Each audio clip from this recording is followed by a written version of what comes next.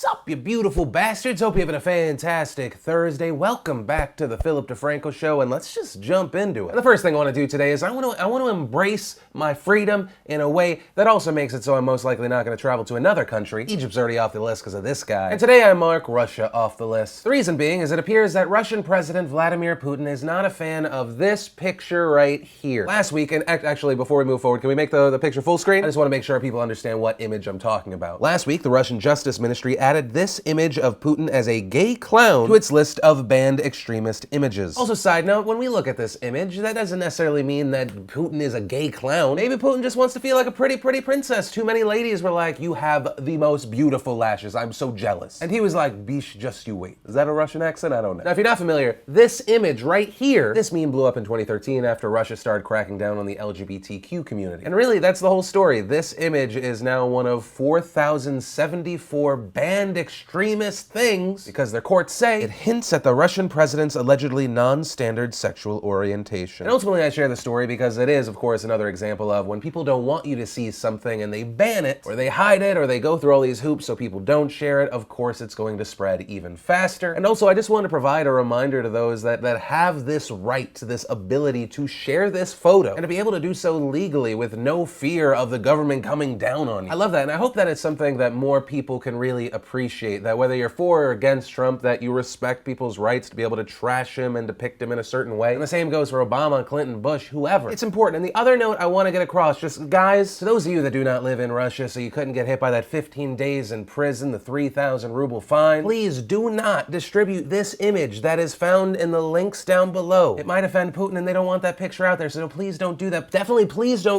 do not go to Twitter and share that photo, possibly with the hashtag PutinSoFab. Please don't do that. They're so sensitive to it, they've actually made it illegal. We need to support Putin's persecution of other things. Oh God, if I randomly run into 7 bullets, maybe we'll know why. Next story. And then just really quick, I want to address a story that had people messaging me in a panic. You may have seen the headline, breaking! YouTube will no longer allow creators to make money until they reach 10,000 views. One of the first emails I saw was a guy that said, I get 7,000 views per video, now I'm not gonna get paid? And guys, this is why it is important to read past a headline. It is 10,000 lifetime views. Lifetime means for the whole channel, so if your first video gets 1,000, the second one gets 4,000, the next one gets 6,000, boom, lifetime views over 10,000, you're past the cutoff. So it's actually not that big of a deal. If your average CPM is $2, you're talking about not being able to monetize the first $20 of a channel. And so if this helps YouTube make sure that they're not putting advertisements on garbage, horrible videos, I personally say good. The barrier for entry to monetize is still incredibly low. And YouTube added, in a few weeks, we'll also be adding a review process for new creators who apply to be in the YouTube Partner Program. If everything looks good, we'll bring this channel into the YouTube Partner Program and begin serving ads against their content. So I guess that's the main point. Whenever you see something that startles you, read the whole article. And secondly, I think this is good for both YouTube and the creators. If YouTube can calm down freaked out advertisers, more ads come to the site, it's good for everyone. And I don't really see this change as putting up any walls. It's akin to maybe parking a little further away in a parking lot. But from there, I want to share some stuff I love today. And today in Awesome, brought to you by the Don't Be Stupid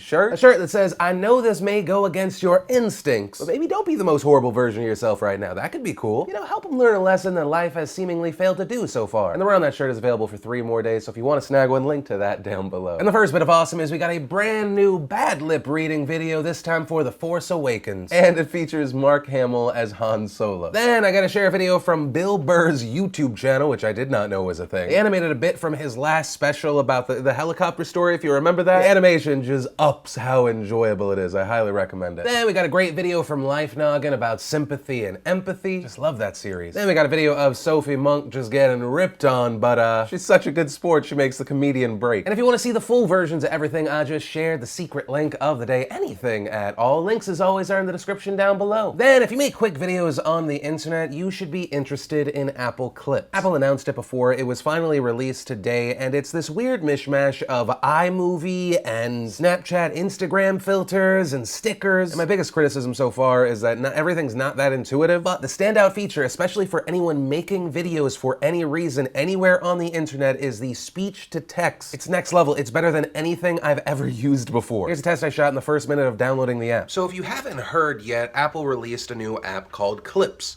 And the best thing about this app is the fact that I'm not adding the captions that are underneath my face right now. It's doing that in real time, and so I don't have to caption this video. Now, are the captions horrible? I don't know. I'm looking at the camera. I'm not looking at the words. You tell me.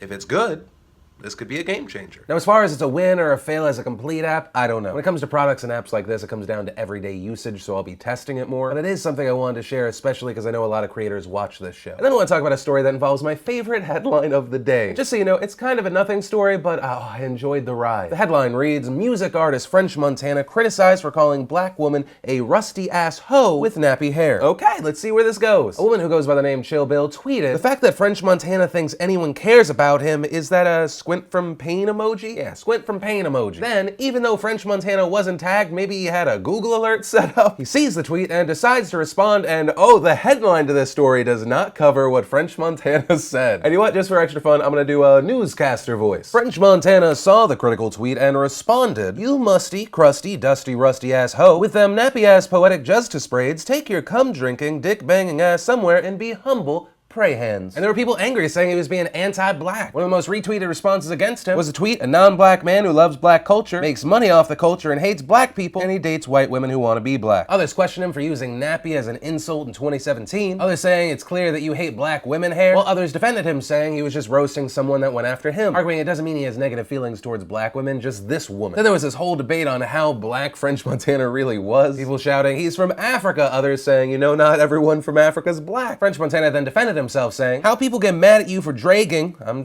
reading how you spell it, dragging somebody that tried to drag you. My son is black and I was born in Africa. I lived there for 13 years. I ain't no punching bag and I don't discriminate. Don't come for me. Pray hands." Then Thursday morning tweeting, "My mother is African queen and I was married to a beautiful black queen. All I did was defend myself. If I offended, God, Jesus, offended anybody, I apologize. But this is a perfect example of when you defending yourself and minding your business, social media would drag your name through the mud." But on another note, hashtag stay woke. Now I'll be honest, as an outsider that is not remotely the target of any of the hate in this situation, I gotta say I'm not offended. To steal a word from French Montana. French also went on to the Breakfast Club and denied any racial connotations of the word, essentially saying you need to focus on fixing your hair back up rather than hating on me. And as far as if his words are still offensive, I would love to actually ask any black women that watch this show, do you find his words, what he did, offensive? Because like I'm saying, I'm so disconnected from everything involved in this situation. I don't know. But to the super final point, whether it be Chill Bill, man, woman, whoever, know that when you swing on someone, whether it be in real life or behind a keyboard, people sometimes swing back. It's like my 8th favorite thing to do, put random idiots online in their place when they say something incredibly horrible or stupid about me, and sometimes I just decide to remind them that they're saying these words in public. I take a second to murder their soul in 140 characters or less. But the question is that the case of what happened here, or did this go too far? I'd love to know your opinion on it. Pray hands. And then, in American politics, let's talk about Gorsuch. Unless an asteroid slams through Congress over the next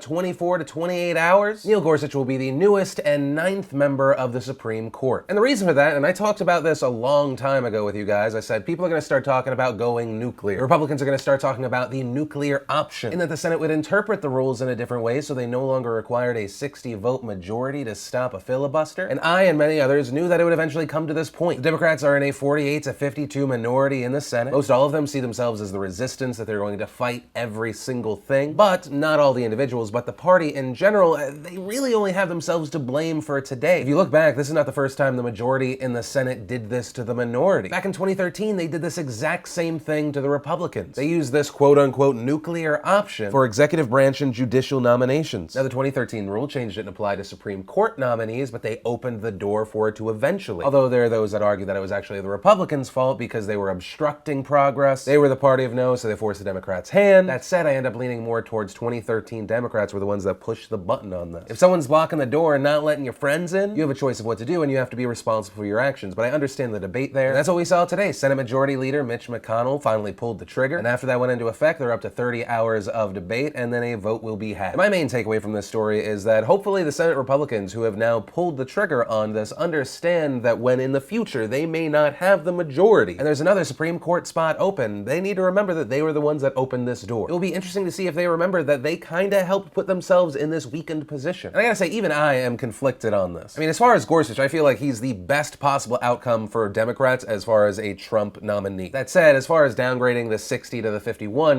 that feels like it does hurt. I know that bipartisanship and the ability to walk across the aisle and work with the people that you don't see eye to eye with, that it's at like an all-time low. And so for a while, the Republicans were the party of no, now the Democrats are the party of no. It feels like by removing that 60 number, you take away the ability to compromise, but maybe the ability wasn't really there. Maybe this is the only way to prevent congressional standstill. I don't know, but it definitely feels like everyone's a little bit at fault. And I feel like that's where I'm gonna leave that story, where I don't necessarily know how to feel. And that's actually where I'm gonna end today's show. And remember, if you liked this video, you like what I do on this channel, hit that like button. If you're new here, hit that subscribe button. Also, if you missed and want to catch up on yesterday's Philip DeFranco show, you can click or tap right there to watch that. If you want to see today's brand new behind the scenes vlog, you can just click or tap right there to watch that. But that said, of course, as always, my name's Philip DeFranco. You've just been filled in. I love yo faces, and I'll see you tomorrow.